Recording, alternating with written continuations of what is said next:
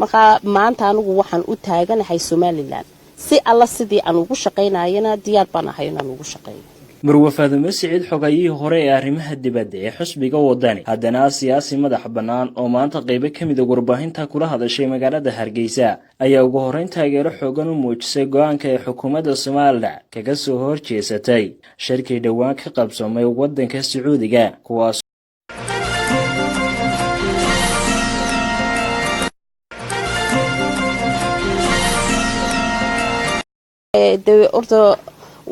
wada eegina xabada waxa weeyaan maaha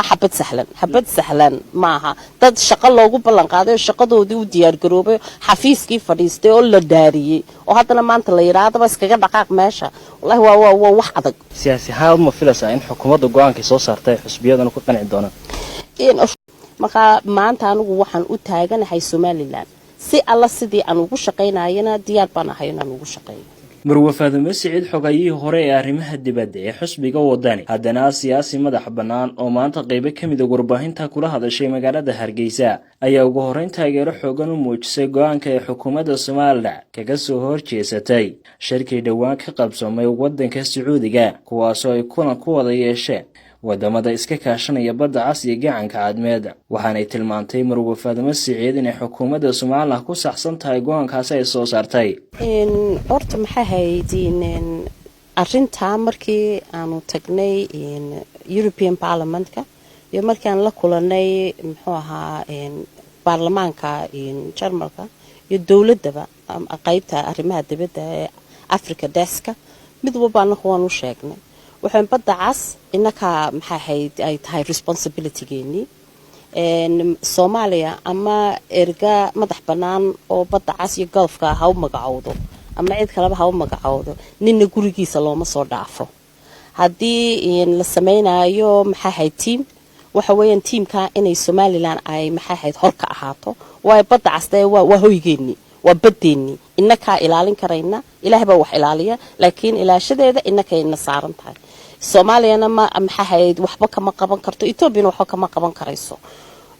marka runtii waxa weeyaan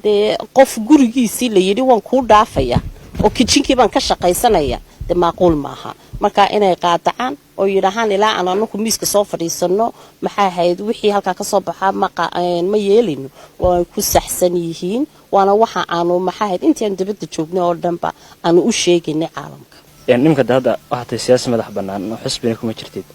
laakiin waxa jirta in 10 bisha maalintii shalay in xisbiyadu ay balansanayeen ama xukuumadda laga sugayay go'aanka madameysa soo saarto Soomaali saaran in wixii noocay kula muuqatay aamusnaanta xukuumadda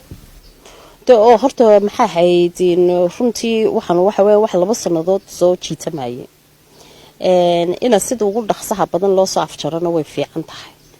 maadaana ay xisbiyaashna ay maanta ay aqbaleen in guddigii hore ee labada sanadood lagu muransanaa haddana la soo celiyo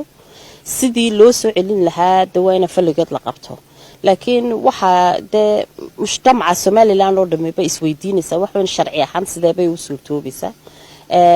imaka guddi baa jooga guddiga sharciga sidii loo marin lahaa la iskama eri karaayo waa la daariyay marka sidii iyaka maxaa haydin meesha ay uga bixi lahaayeen dabeetana haddana qoladii kala imanaysa qoladii kala dana loo dhaarin lahaa le baarlamaan bay soo martay waxa weeyaan moogtay waddan fara badan bay soo jeexday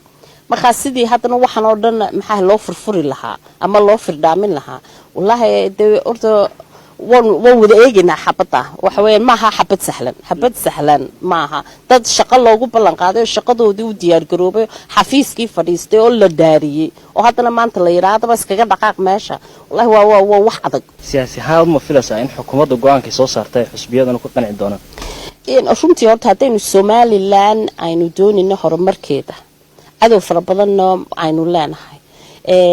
maanta wax weynu ku khasbanahay inay macaarid iyo maxaafid bay gacmaha isqabsadaan sidii u dan ah Somaliland inaynu yeelno shakhsi iyo maxaahid waxaas maanta waa inay madax ay meesha ka baxdo xisbiyadu waxa weeyaan waajib baa saaran inay horumarka Somaliland ay ka shaqeeyaan xukuumadana waajib baa saaran in horumarka ay maxaahidin Somaliland ay ka shaqeeyaan maanta inay gacmaha isqabsadaan cadowgana ay kaga nixiyaan inaynu mar kasta oo aynu kala tagna haddana aynu isu soo jiidi kara dadkayaga oo maxaa ahayd aynu meel ka wada duuli karna baan ilaahay ka rajaynayaa. geesta kale Marwo Faadimo Siciid oo warbaahinta ka weydiisay bal waxa ka jira wararka sheegaya inay ku biirayso xukuumadda madaxweyne Muuse isla markaasina uu madaxweynuhu u magacaabayo xil cusub ayaa sheegtay inay diyaar u tahay xil kasta oo loo magacaabo oo qaranka loogu qabanayo. horta midan ku waramo waxa weeyaan maxaa ahayd anu horta Somaliland baan u shaqeynaya. Somaliland waxa la wixii dan ah waan u taaganahay. waniga nimaka guurtidayo wakiilada aan la shaqeeyo maxaa ahayd wasaaradaha qaar baan maxaa ahayd la shaqeeya oo aan wixii de experience aan leeyahay aan maxaa ahayd ku taakula waxa la wixii dan u ah dalkeena waay waxa weeyaan maxaa ahayd xisbiyadu way iska tagi madaxweynuhu wuu iska tagi cid kalena way iman xisbiyaal kalena way iman laakiin meesha aan marna dhaqaaqayn waxa weeyaan ciideenan haddaynu maanta aynu qabiil ku doonno inaynu ku dumino ama xisbi aynu ku dumino ama dawladaynu ku dumino waxa weeyaan waa wax inaga maqan waxa weeyaan mustaqbalkii caruurteennii iyo mustaqbalka caruurteedii wixii aynu u dhisi lahayn baan markaa dilaynaa. marka maanta anigu waxaan u taaganahay Somaliland si alla sidii aan ugu shaqeynayna diyaar baan ahay inaan ugu shaqeeyo.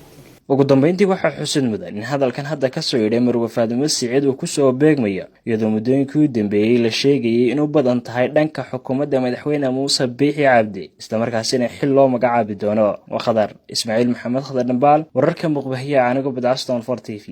Hargeysa.